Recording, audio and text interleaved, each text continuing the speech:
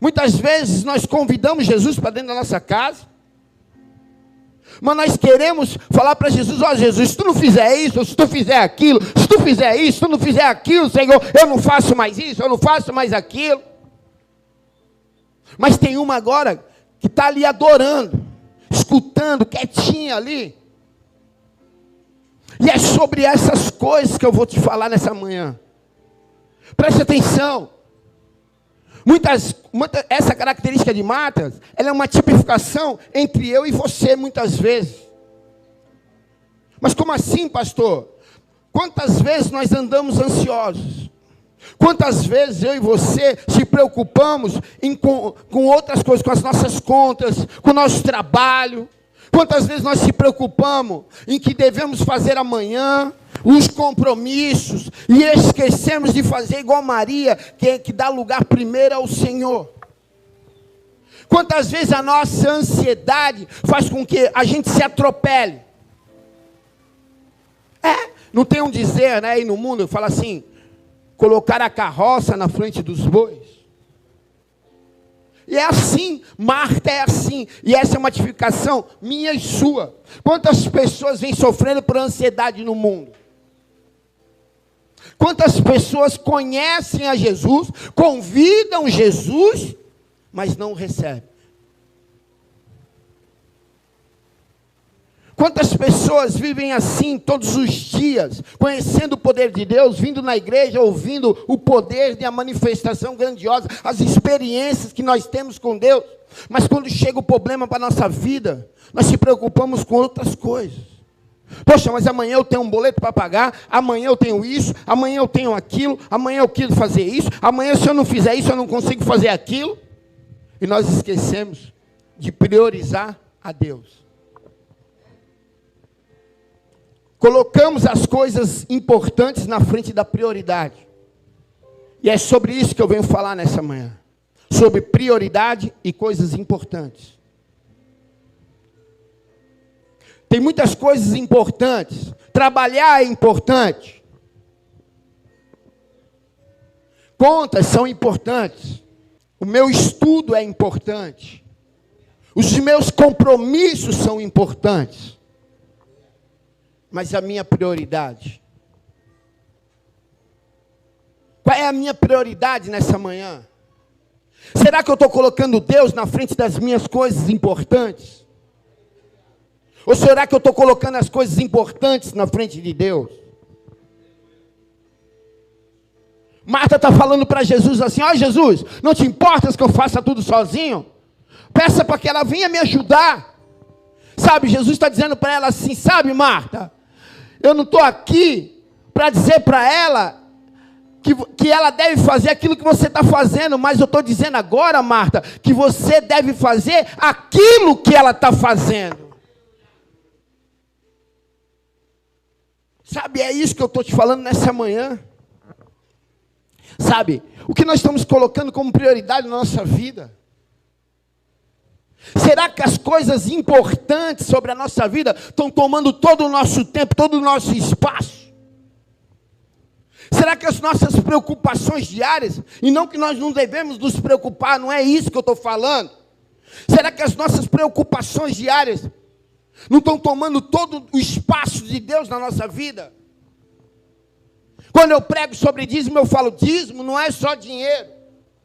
O dia tem 24 horas. Eu falo isso constantemente aqui. E qual desse tempo das 24 horas nós estamos colocando Deus? Nós estamos devolvendo para Deus?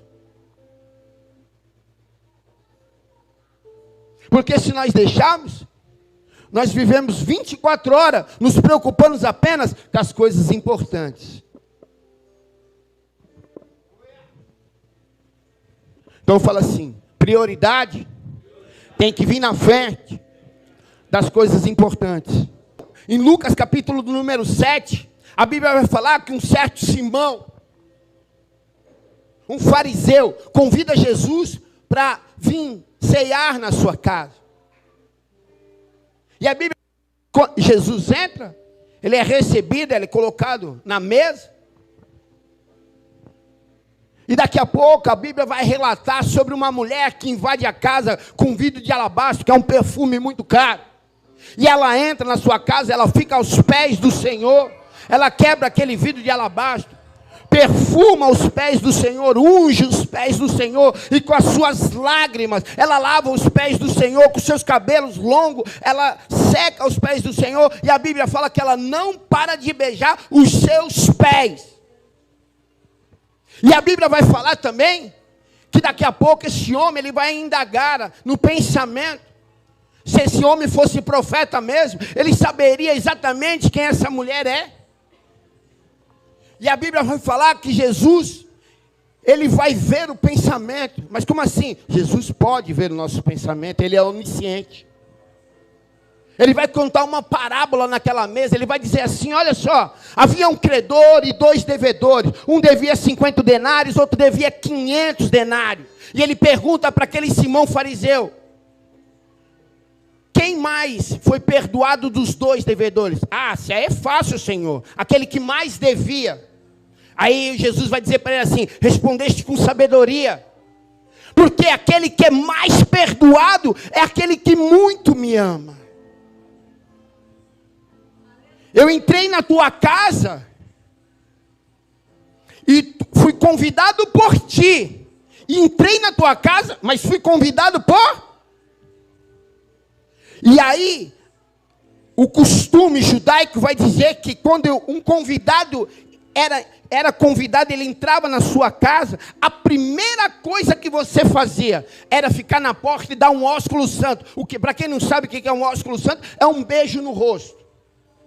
E depois, o dono da casa vinha com as vasilhas para lavar os pés, porque vinha da rua, para não trazer sujeira da rua para dentro de casa. E depois ele secava os pés. E em terceiro lugar, ele ungia a cabeça do convidado e depois colocava aquele convidado na mesa.